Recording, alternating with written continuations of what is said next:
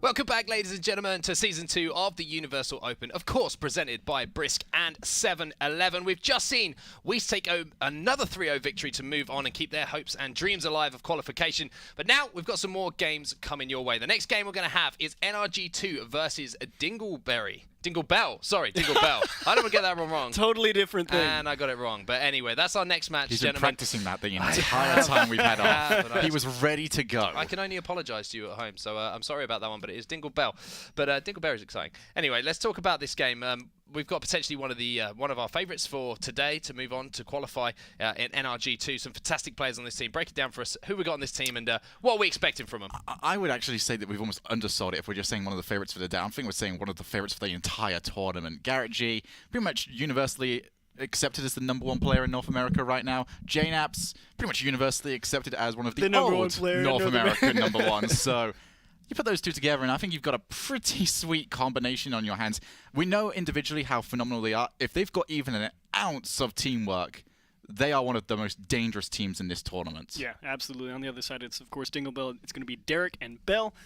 Bell used to play on a couple of RLCS teams or as a sub. I don't think he ever actually started on a roster off the top of my head. Both subs. Yeah, so is Derek. And Derek also a pretty big streamer, too. So, you know, a lot of people love Derek. He's been... This is his chance, though. This is a chance to set up that stream tomorrow and just really go, good at this game. That is a great point. That is a great point. You can almost read the stream title now, can't you? I beat NRG2. Come and watch me. But, I mean, that's going to be these guys' target, isn't it? You know, it's going to be a big ask, but in 2v2, we could see an upset potentially. You know, you never know what's going to happen in 2v2. However, as you say, two of the best players in the world. It's going to be one of the most difficult jobs they could possibly imagine having. It's kind of hey, we know that you're both really good at this game. No one thinks that, like, Derek and Bell are bad players, but it's like... This is the big leagues. This is the next level, isn't it? If you're going to win this tournament, you have to beat these guys. Except you have to do it before you're even at the live finals, so you might get knocked out. Yeah, it's a good point, isn't it? I mean, tell us a bit more about these two players. For maybe some people who are joining us for the first time, you know, getting into competitive Rocket League. Give us a little bit of backstory on these two NRG2 players that we're going to be seeing today, because obviously they have incredibly storied background, a lot of history to them. Shogun, I know that you're a man who loves your history, your Rocket League history. Talk us through it. So I believe the phrase is, and you can correct me if I'm wrong because I'm not too sure I'm going to nail this one, but hard work wins when talent doesn't work hard. Correct. Something close to that? Nailed it. This is a problem, though, for most teams because these are two talented players who work incredibly hard. They're sort of that new generation I'm talking about, like sort of the old ones that are going to be able to stick around for a very long time, because now we're forcing players to really work, to really grind and sort of say, okay, this is my profession. Garrett G is one of the most driven players in the world. If he is not winning tournaments, he is not happy. He wants to go ahead and get that big win. He's sort of struggled to get it recently. I can't remember the last time Garrett won a major tournament outside of, I think, X Games might be the last one. X Games was the last major thing that NRG won. Yeah, RCS, they've got very close recently, but haven't been able to finish it. I think the last time they won anything was Season 3 regionals. So Garrett, he's hungry. He needs something in that trophy cabinet. He's a player that is worthy of something in that trophy cabinet, and he's got probably the best teammate he can ask for in the form of JNAPS. Now, JNAPS, one of those players that is just, you look at and just say, okay, how? I'm going to look over to you many times throughout this on set, and I'm just going to see you just go. And that is going to be pretty much the entire time on this game, because these guys are absolutely ridiculous. Like I said, we are not taking anything away from Bell and Derek. We're just sort of setting the bar as to whether or not this is what you've got to be. This is how difficult it is going to be for you. There's a reason that these two are the two top players in North America, and that's why they're on the top team. So that's kind of the bar you have to be, which is why you are correct to set it there, Shogun. I agree entirely. Well, it looks like we're about to get into our first game of this series. You can see it right here, loading up in the background. It's going to be NRG2 taking on Dinglebell. I got it right, Shogun. And my friend in the middle, my American friend, is over to you. Well, just completely replaced that quickly. As now Garrett went for the flick, almost managed to get a second touch. Derek looking to try and get past the JNAPS. You can automatically see there is a much faster pace in this matchup to anything we have seen so far, as Dinglebell just trying to survive the onslaught coming towards them, and they have done a decent job of that. Unable to grab the side wall pinch, however. and it means that the offense is going to come straight back over to them. And a big difference maker you're going to see between these two teams is how fast people are able to recover. You're really going to see JNaps and Garrett G be able to get out or get into any situation from pretty much any position. Derek and Bell, they both have probably fairly comparable speed and aggression to JNaps and Garrett G. It's just, can they do it from anywhere on the pitch, regardless of how they're set up? Can they pick their spot that will be able to move them in for the offensive off the backboard? No mistakes will be the main thing they're saying to themselves. Zero boost, try to get something out of that. Derek in a tough spot right now, but the shot towards him was more than easy enough to deal with. Still, this ball has been stuck in the halfway line. I mentioned this to start the broadcast, that in order to hold this halfway line move, it's going to be so difficult. You are so good, and Garrett is so good. You see no mistakes. You said it, and you can see Garrett G. He starts following this ball. He says, you can't afford to miss this one, because you know Garrett G will put that one in the back of the net if you let him take the shot. They just missed time to clear off the back wall. It's a free goal all day. Now for NRG, once they get into that position, it's almost impossible to really stop them from being able to put wave after wave of pressure onto you, because they've got access to your boost, they've got access to the middle boost. They can keep going at top speed for as long as they want to.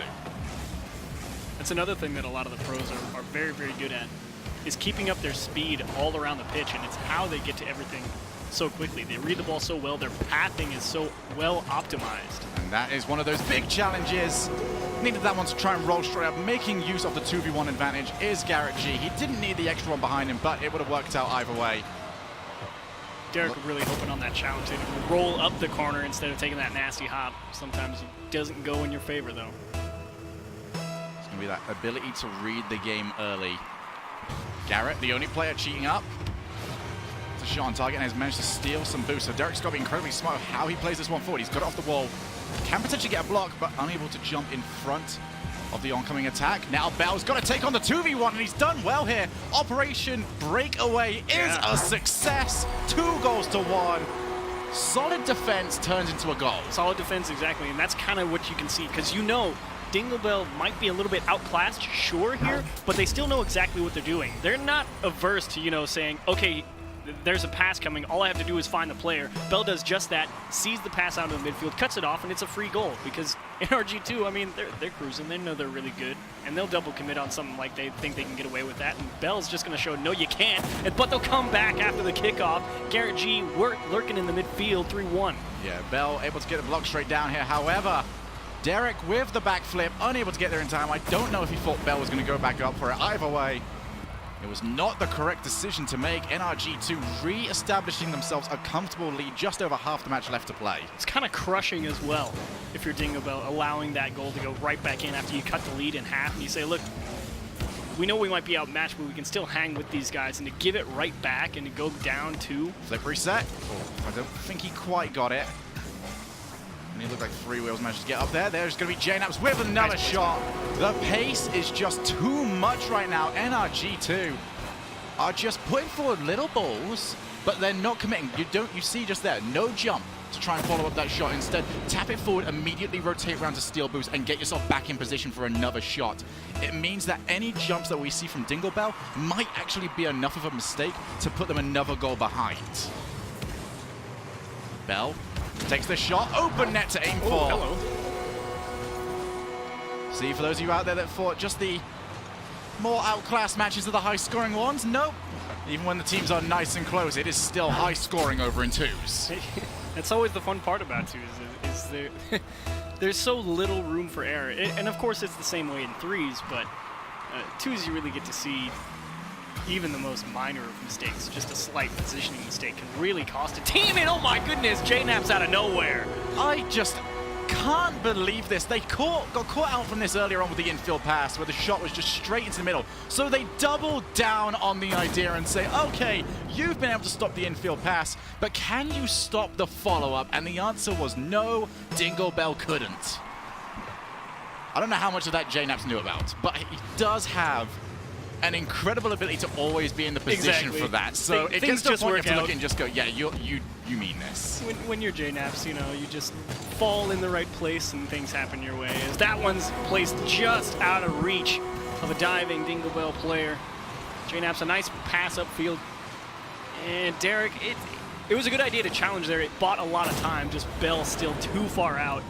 Unfortunate, really, for Dinglebell. It's a good effort, though. Yeah, the idea was definitely correct. However, the timing was just a slight little bit off. Because of the way Garrett was bouncing the ball. Pretty much had to go at that exact moment in time.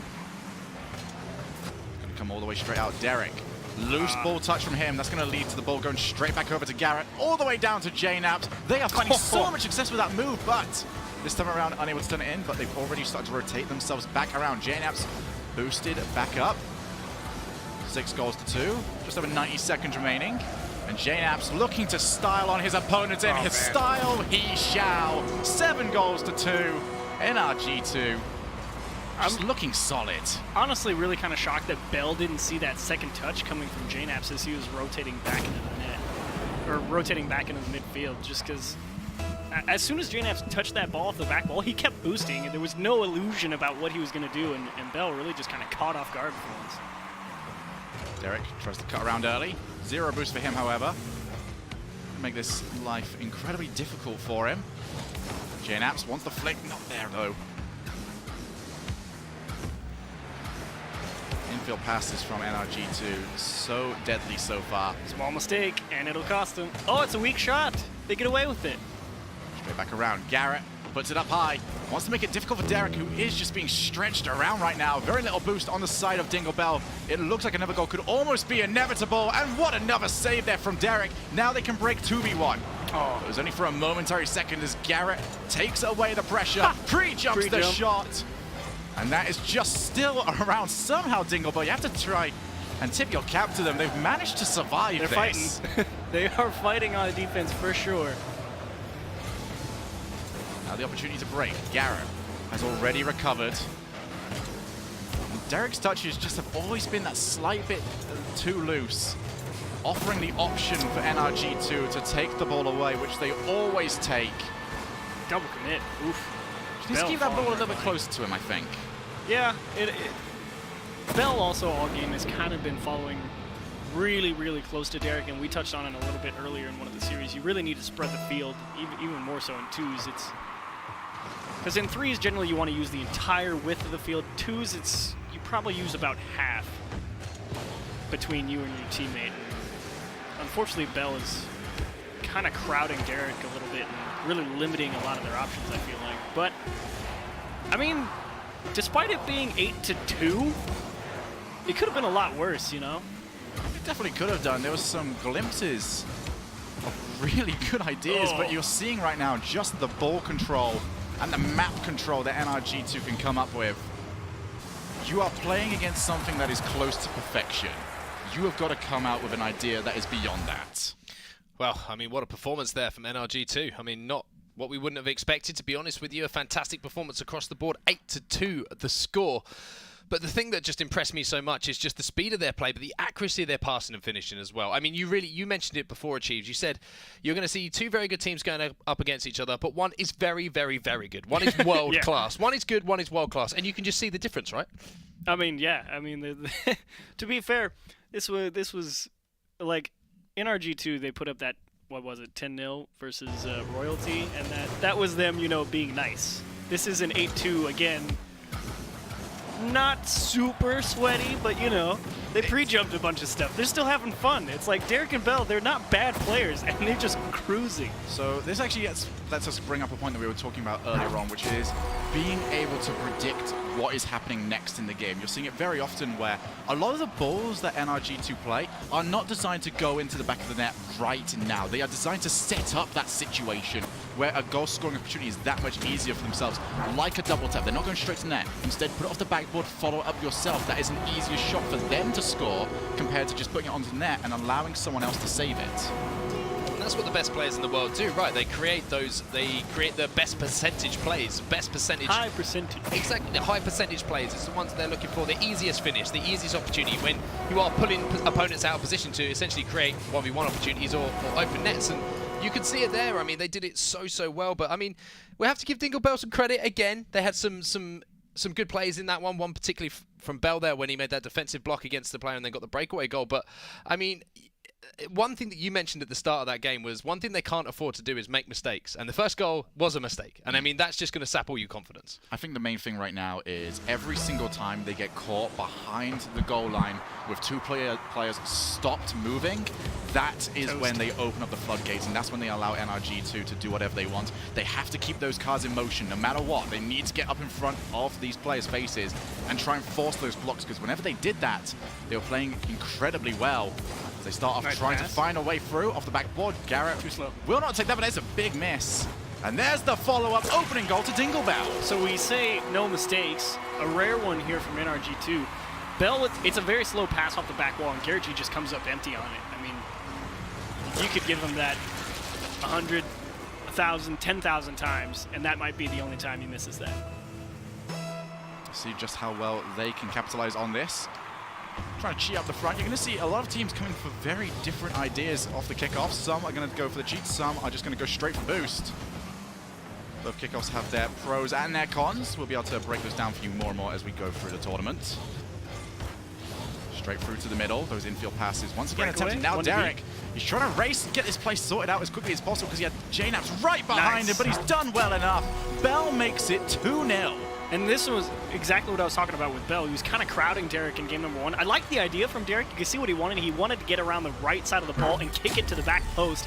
Slightly mispositioned it though, but Bell waiting very patiently in the midfield. NRG kind of crowd themselves in that right-hand corner. They had a lot to pick from. They nailed it. Yeah, I would have loved to have seen JNAPS move towards that back corner boost. That way he's got the option either way there to move left or move right, depending on whether or not Garrett does win the challenge.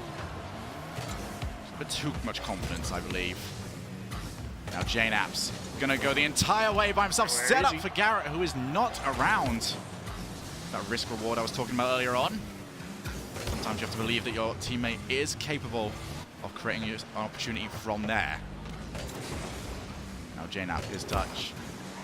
Not great, but neither is Bells. 2v1 once again. Garrett G will not be troubled by that. JNAPS really left Garrett G hung out to dry there. He kind of left that ball in the midfield, says, look, you got to win a challenge because I'm going to go hit the guy. And if you win it, we're going to score. And that's a super high-risk play. They got away with it because Garrett G played some solid defense, but some risky play from NRG2, down 0-2. I do like what I'm seeing from Dinglebell right now. They're using each other to pass the ball out. Create some extra power on the clear as well. Pass is too far. Garrett trying to somehow get that wave dash to happen for himself. There is a demo on Derek, and now JNAPS is there for the double tap, but well read by Bell. He's managed to get a block and has kept himself in motion, but the boost does not turn back up for him. So he wasn't able to keep the pace up too well. Now Bell, one-on-one against Garrett, flick up high. And Derek does commit. Bell has picked up that back boost. And the lack of touch there from JNAPS means that the counterattack will not be able to succeed. Now, Shogun, since you're someone who actually kind of knows how to dribble, can you walk me through why bounce dribbles are so actually incredibly dangerous? So the bounce dribble is pretty good because you can really force your opponent just to respect your jump. As soon as you jump, you've got to react. Now, as soon as you can get someone to react, you can force a block or you can go straight for the actual flip itself. So either way, you as someone that's got control of the ball have full control of the entire situation, whilst the other person, he's reacting. And as soon as you see them react, you can make a decision halfway through the air about what you want to do. It's like playing a game of cards, and your opponent shows the card first, and then you go, okay, I want this one. And that's a free breakaway goal for NRG2. Kind of curious exactly what happened here. Let's see. It's just JNAPS being first to that ball. They really dove at it, too. Bell was kind of hoping to really get on top of it and just throw it off the back wall one more time. Again, the speed and recovery from NRG2. Garrett was not in the greatest of positions to really go after that, but he still went and got it. And more importantly, he got it first. Straight back down, Bell. Very heavy first touch, but it's actually good enough to really throw Garrett G off, who was expecting something much lighter. Now Garrett G looks for the infield. I do like that challenge, though, from Derek. Comes in early, does not allow JNAPS to get in position for the infield pass. Yep. I do like this from Dinglebell. They are looking to that midfield. They are forcing challenges forward. That's a poor first touch. Derek made to recover. Now all the way back around. Bell, near post. Did get caught out for it, but Garrett just was not expecting it. Long ball played, but Garrett there for the block. Backboard. Garrett G sees the pass coming to him once again. Too heavy, though. He's going to try and read what's going to come out. And somehow manage to cover, can follow up yet again. It's all about defense now for Dinglebell. If they can find that extra goal, that's more than nice enough. But right now, it's all about conserving the lead. Derek trying to move forward. He's got it just far enough.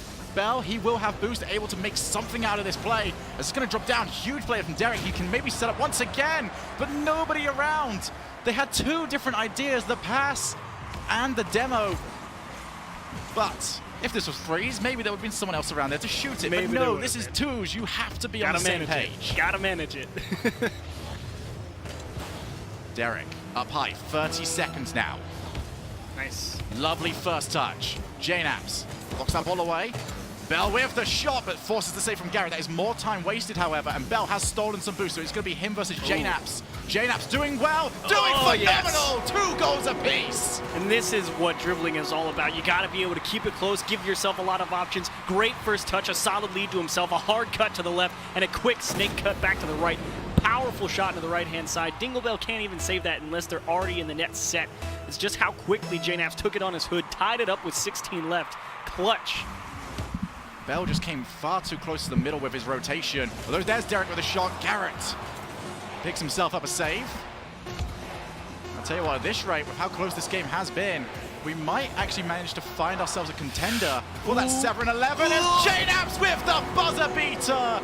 Dinglebell sees a game robbed. Soul crushing if you're Dinglebell. And JNAPS, we've seen him nail shots way harder than that one, but still, every time you see a situation like that, no time on the clock, 0 room for error, and any players going for that, you kind of have this moment of tension is, are they going to nail it? Of course JNAPS does, right into the left-hand side, nice shot. Honestly, I think we gotta call it, that was the first real match we've seen today. Proper match today, wasn't it? That was 2 teams absolutely slugging it out, and I mean, it shows why some people are just that much better than the others. When it comes down to those moments, they bring out a little bit of magic, and it was JNAPS there with the goal right at the end to take the win. But as we have the replays coming in there, a much stronger performance from Dinglebell, and they looked like a completely different team to that game number 1. Yes, now it has to be admitted, the first few goals against NRG2 were their own fault.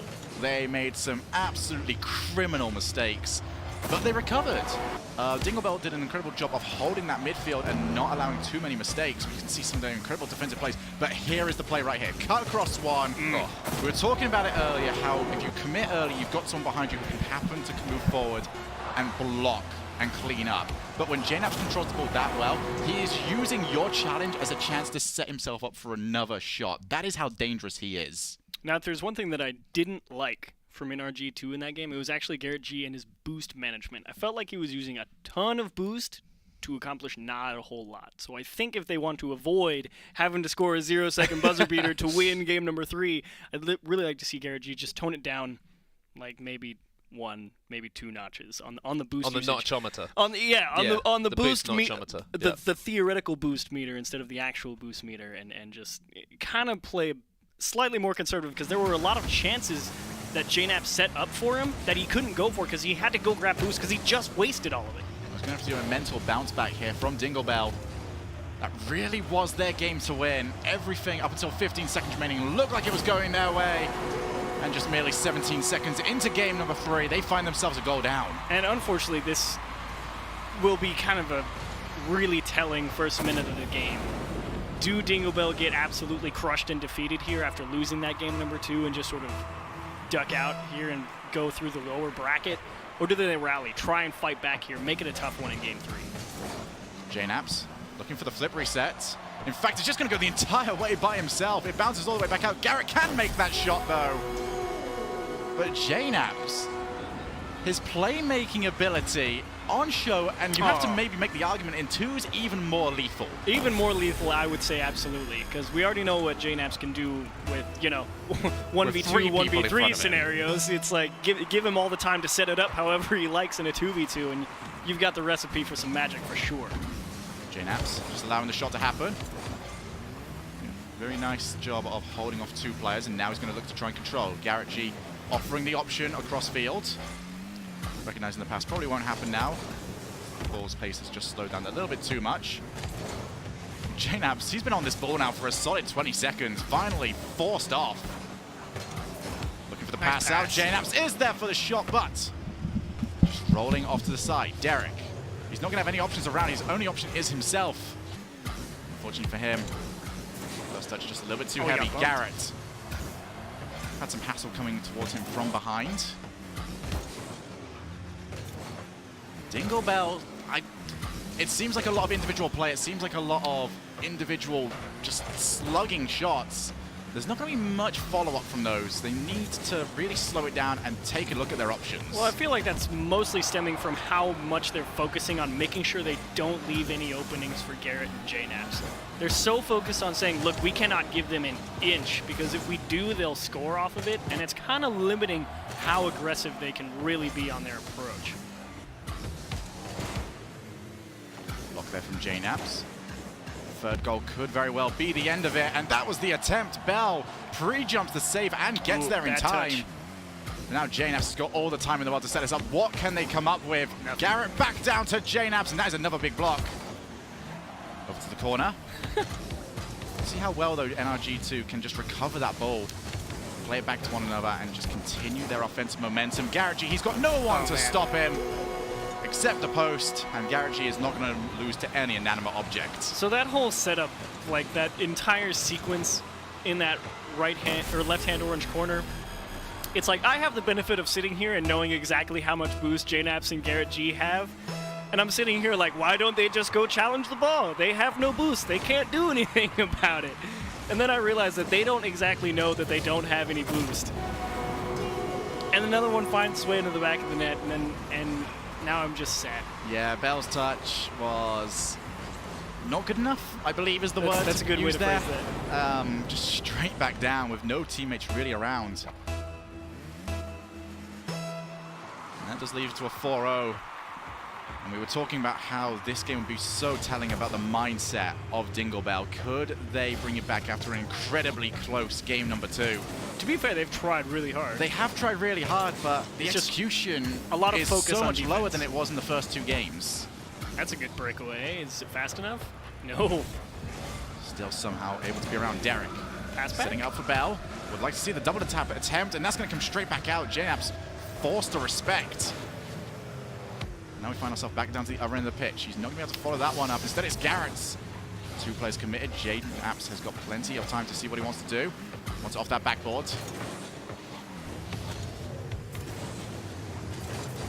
I did like that recognition, though, from Derek. Back on his own half. He had the choice to grab the boost or commit to defense, and Garrett G, again, no boost in the tank. He really needs that to be in, of course. It will be. JNaps on the hat trick. That's 3 in game 3. And Garrett, he does not have to put that one on target. He just has to make sure Bell believes there is a possibility that he can. As soon as Bell jumps, then there is nobody back. 5-0. NRG2. They are all but in at this point. I asked Garrett G to tone it down just a little bit, and to be fair, I think he's done that. And also, it's limited a lot of Dinglebell's chances on offense. Again, what I talked about earlier. They're really focused entirely too much on limiting the offensive effectiveness of this NRG2 team, that it's really stunting how much they can really go for on offense. And as you can see, despite focusing all their efforts on defense and holding them to 5 goals at the current moment, you're not going to be able to stop every attack, especially when they just keep getting them. Well, I'm looking at this field, and it definitely seems like, compared to Game 1, NRG2's teamwork plays, pretty much night and day. They are barely going for any of them at this point in time. Those infield passes were pretty much their bread and butter for the first 2 games, but now they're starting to rely on individual skill a lot more, and very rarely during team sports do you look at it and just go, okay, individual skill will be better than teamwork. But so far, I would say a little bit more effective. Yeah, I mean, they're saying, like, look, I'm going to put it off the back wall and double tap it, and if you miss the clear, then I'm going to score. But it also means that they can control both the field a little bit more. They've got a player sat behind whoever's playing the ball, as well as control the boost. There's the attempted follow-up. Derek doing everything there, demoing and saving. Now wants to go to the other end of the pitch, but JNap's already there immediately after being demoed. 20 seconds remaining. NRG2 rampant in this matchup. But going back to your whole thing about mechanical ability, like we talked about this right when this broadcast started, it's like a lot of times you're going to see the players who are the most mechanically gifted being the ones to set up a lot of opportunities. Did he get that? No, he didn't. He did. Feels bad. But 6 goals, and it's like you can understand exactly why JNaps and Garrett G, while they don't have a lot of like teamwork plays, they're both incredibly mechanically gifted. They're both very comfortable trying to make things happen on their own, and both of those players are well aware of, okay, he's probably going to do something nutty. All I have to do is wait and see if it goes in or not. And if it doesn't, I'll just go get the scraps off the table and let it go. And they will get a buzzer beater for old times' sake and for some slight consolation. And for charity. And for charity. That's the real winner. There was Bell Knight, nothing but positivity from that goal going in. But either way, NRG2 take the sweep. Made to work for it in game number 2, but game 3, has to be said on set, was one-sided. Yeah, one-sided is a very good way to describe it, is what I would say. Sorry, apologies, everybody. NRG would be completely right in, as you say, one-sided, completely dominated that one. Much different to that game number 2 that we saw. I just feel like the wind was taken out of their sails ever so slightly, the poor Dinglebell guys, because that game 2, that was the swing game for me. You know, it was a heartbreaker.